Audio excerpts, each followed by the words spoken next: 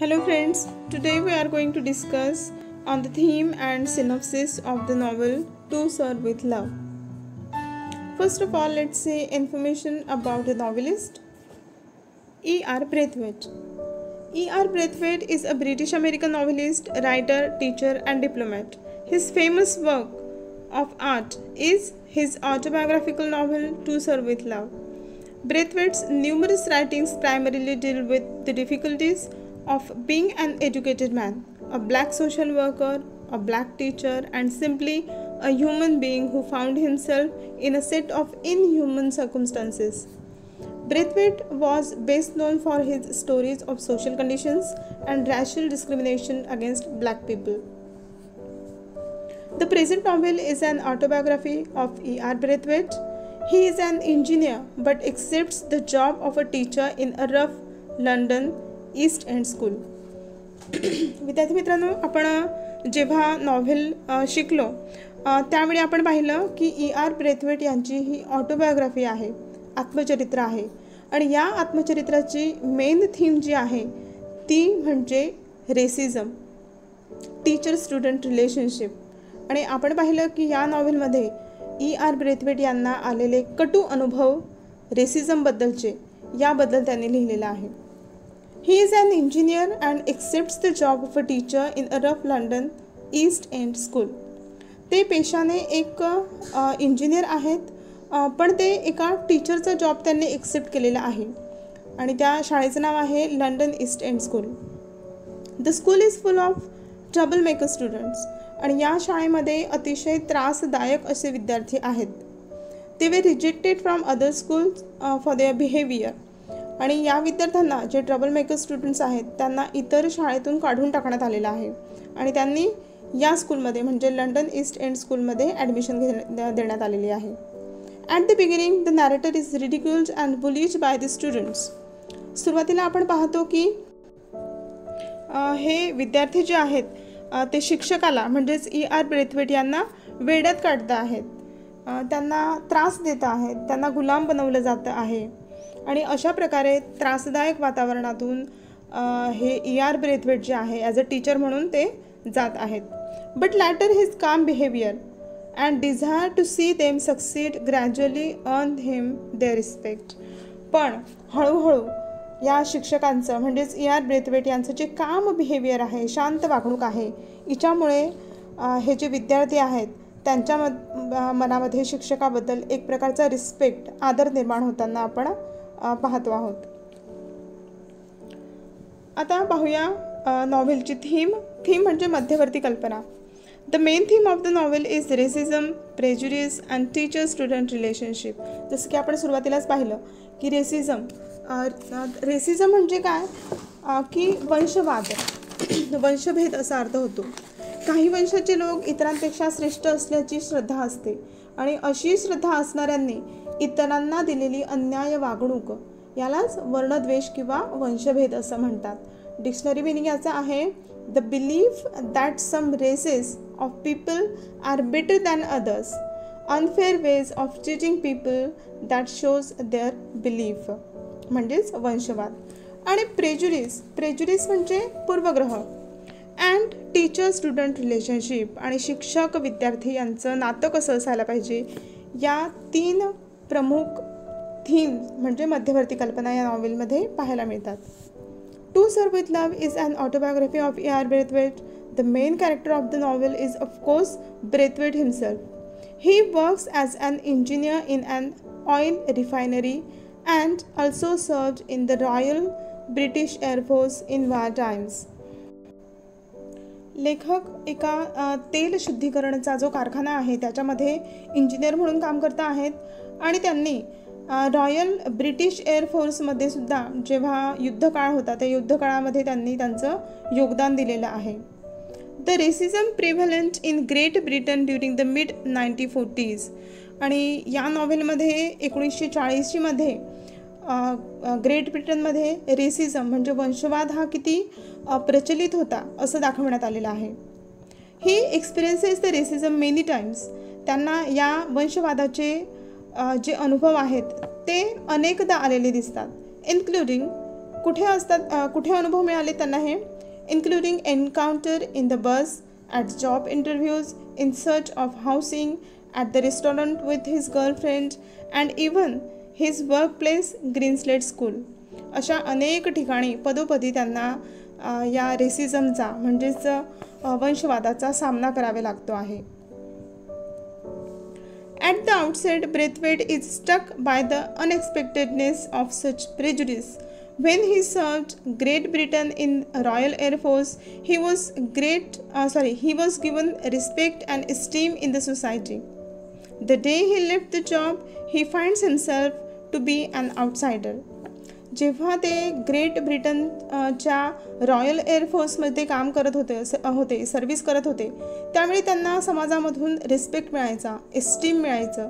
परंतु हा रिस्पेक्ट आणि एस्टीम जी आहे ती हळूहळू कमी होत गेली जेव्हा त्यांनी ह्या रॉयल एअरफोर्स सोडली. ही never lashes out physically and only rarely does he do so verbally. Braithwaite finds the students at the Greenslade School to be a bit notorious and rough in behavior, but with proper care and treatment, all the students will surely achieve success and desired goals in their life. Braithwaite यांना अनुभव आला की या शाळेतील विद्यार्थी जे आहेत ग्रीनस्लेड स्कूलमधील ते अतिशय नोटोरियस म्हणजे कुख्यात. It is the opposite of popular. And rough in behaviour, त्यांच्या वागणुकीत फार उग्रपणा आहे. पण त्यांना विश्वास होता की योग्य काळजी आणि जर ट्रीटमेंट म्हणजे त्यांच्यावर उपचार केले गेले तर ते त्यांच्या जीवनामध्ये इच्छित उद्दिष्टे जे आहे ते नक्कीच मिळवतील. Now let's see synopsis of the extract. आपण या उताराचा सारांश पाहूया. In this extract Braithwaite returns the half-yearly reports of the Students' Council, in which the students of the school report to the faculty and other students on what they have been studying thus far. या उत्तरामध्ये निवेदक म्हणजेच Ricky Brathwaite हे students काउन्सिलच्या 6माही अहवालाचे चित्रण मांडताना दिसत आहेत. आणि त्याचबरोबर विद्यार्थ्यांनी आतापर्यंत जे अभ्यासले त्याचा शिक्षक आणि इतर विद्यार्थ्यांसमोर त्यांनी सादर केलेल्या वृत्तांताविषयी ते सांगता आहेत. Braithwaite's class representatives speak knowledgeably about their course work and place a considerable amount of emphasis on how much they have learned about different people, cultures, customs, and importance of international cooperation. Miss Joseph and Denham, both students of Braithwaite class, preside over the meeting. At the outset, Mr. Florian, the headmaster, addresses the meeting with a lengthy but well-received presentation. One after another, each class give a brief report of their progress through their chosen representative on what they have been studying in each subject so far. Miss Joseph आणि डेनहॅम हे ब्रेथवेटच्या वर्गातील दोघे विद्यार्थी आहेत आणि या कार्यक्रमातही ते महत्त्वाची भूमिका पार पाडताना दिसत आहेत. ते स्टेजवर मुख्याध्यापक मिस्टर फ्लोरियनच्या शेजारी अतिशय आत्मविश्वासाने बसलेले आहेत आणि मीटिंगचे कामकाज ते सांभाळत आहेत.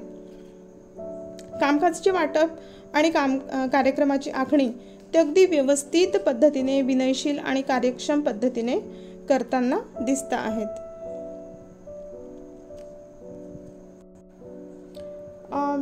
मिस्टर फ्लोरियनने शाळेला संबोधून भाषण केल्यानंतर प्रत्येक वर्ग आपल्या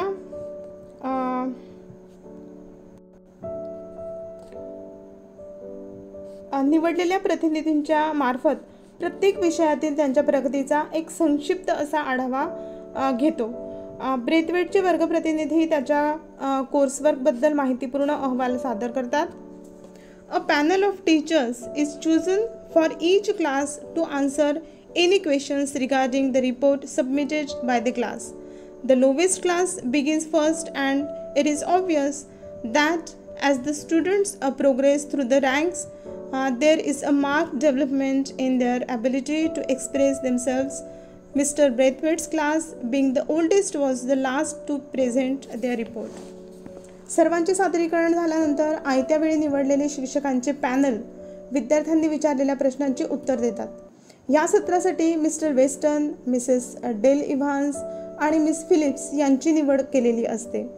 डेनहॅम हे शारीरिक शिक्षण आणि खेळ या विषयावर बोलून गोंधळ उडवतात. Mr. Joseph begins the Heist classes proceedings by clarifying that the common theme underlined all their studies this term is the interdependency of mankind. Potter speaks in the field of maths, focusing on how a greater understanding in the world is fostered by the use of common weights and measures. Miss Pegg and Jackson speaks on geography, and Miss Dora and Fernman discusses the subject of physiology, with Fernman stealing the show by exhibiting a model of a human skeleton and stressing the class conclusion that basically all people were the same. Miss Dodd reports on history and Mrs. Joseph on domestic science. Denham creates a state by speaking on the required subject of PT and games, complaining that the class will ill-conceived and pointless. डेनहॅम हे शारीरिक शिक्षण आणि खेळ या विषयावर बोलून गोंधळ उडवतात आणि हा विषय निरर्थक असून तो अयोग्यरित्या शिकवला जातो अशी तक्रार ते करतात. मिस्टर वेस्टन चर्चेवर मात करण्याचा प्रयत्न करतात. Mr Weston, Mrs Dale Evans and Miss Phillips are chosen at random to answer students' questions arising from the senior presentation. When Denham pursues his inquiry on the necessity of requiring all students to take PT, Mr. Weston responds quite ridiculously, trying to bluster his way out of the subject and offering no coherent argument. Mister Weston चर्चेवर मात करण्याचा प्रयत्न करतात, परंतु ते कोणताही युक्तिवाद करू शकत नाहीत. त्यावेळी शांत आणि संकोची वाटणाऱ्या मिस फिलिप्स अनपेक्षितपणे पुढे येतात आणि संयमाने व सामंजस्याने डेनहॅमला मागे टाकत आपली बाजू ठामपणे मांडतात. Unexpectedly, the quiet and hesitant Miss Phillips steps in and gives a sturdy defense of the practice, and Denham, knowing that he has been outwitted, has no choice but to respectfully cease his heated protest. Braithwaite is immensely satisfied with the progress of the students of his class. आणि अशा प्रकारे डेनहॅम जेव्हा आपला पराभव आनंदाने स्वीकारतो, जेव्हा miss Philips पुढे येतात आणि डेनहॅमला ते मागे टाकत आपली बाजू मांडतात, तेव्हा ब्रेथवेट जे आहे ते आपल्या वर्गातील विद्यार्थ्यांची प्रगती पाहून अतिशय आनंदित होत आहेत. आणि या ठिकाणी या उताराचा सिनॉप्सिस जो आहे, जो सारांश आहे तो संपतो आहे. धन्यवाद.